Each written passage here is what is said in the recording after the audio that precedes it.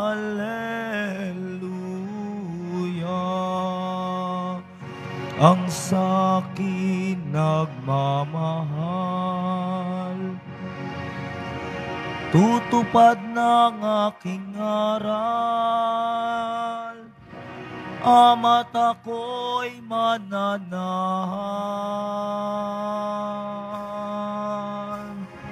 Hallelujah, Hallelujah, Hallelujah, Hallelujah.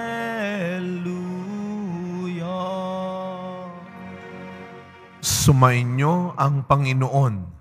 At sumaiyo rin. Ang mabuting balita ng Panginoon ayon kay San Lucas. Papuri sa iyo, Panginoon. Noong panahong iyon, sinabi ng Panginoon, ipalagay nating kayo'y may aliping nag-aararo o nagpapastol kaya ng tupa.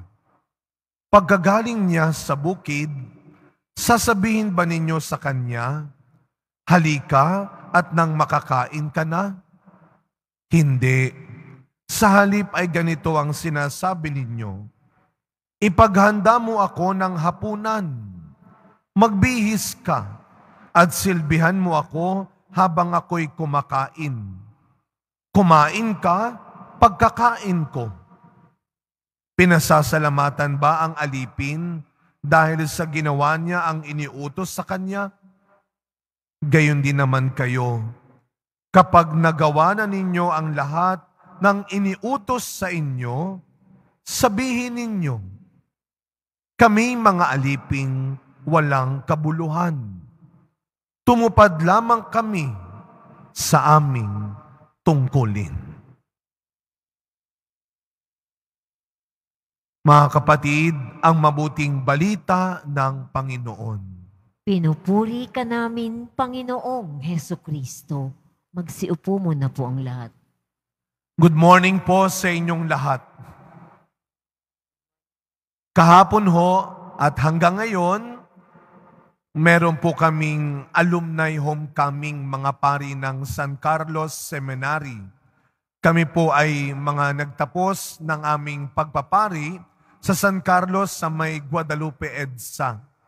At binabalikan ho namin kahapon, nakakatuwid tuwing may alumni homecoming, tuwing nagkikita-kita kayo ulit ng mga dati mong kaklase, katrabaho, kasamahan.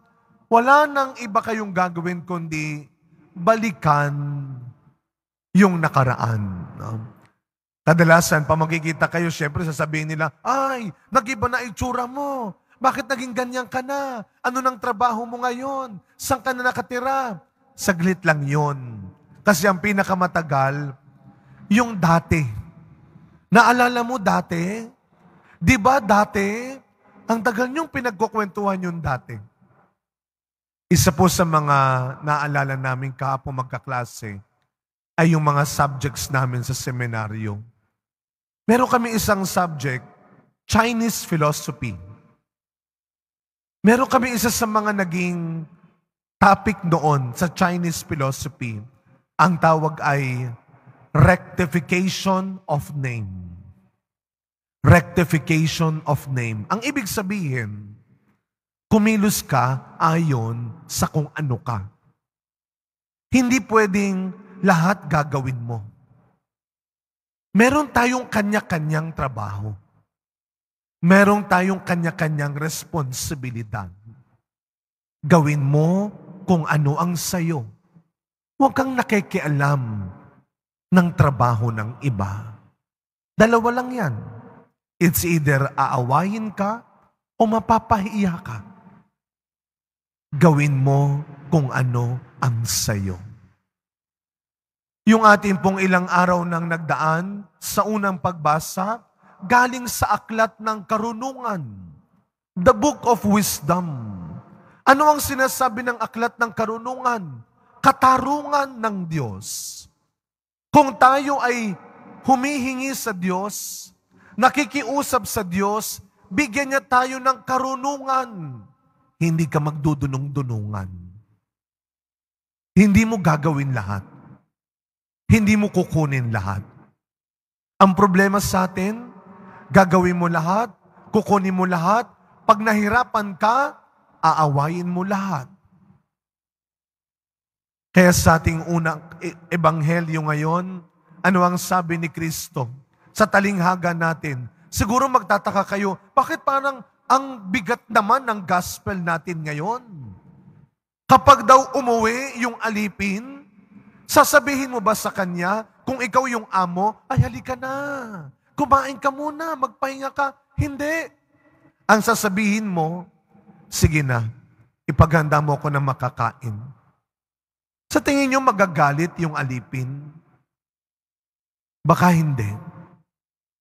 Ano daw ang sasabihin ng alipin? Wala siyang ibang sasabihin, hindi niya aawayin yung kanyang amo. Grabe ka naman, kararating ko lang. Ganyan ka ba maging amo? Hindi. Gagawin niya dahil trabaho niya. At sasabihin niya sa huli, ginawa ko lang ang tungkulin ko. Hindi ko kailangan ng papuri mo. Hindi ko kailangan ng awa mo. At hindi ko kailangang sulsulan mo ako para magalit ako. Dahil yun namang talaga ang trabaho ko. Rectification of name. Sa pagpapatuloy na misa natin, mga kapatid, araw-araw, ipaalala mo yan hindi lang sa iba. Ipaalala mo lang hindi lang sa mga kasama mo. Kasi diyan tayo magaling at mabilis minsan. Ipaalala sa iba ang trabaho nila, babantayan mo ang trabaho nila, kaya trabaho mo, napapabayaan mo. Dahil lagi kang nag-aabang ng trabaho ng iba. Araw-araw, may trabaho ka. May responsibilidad ka. May tungkulin ka. Gawin mo kung ano ka at kung ano ang para sa iyo. Amen.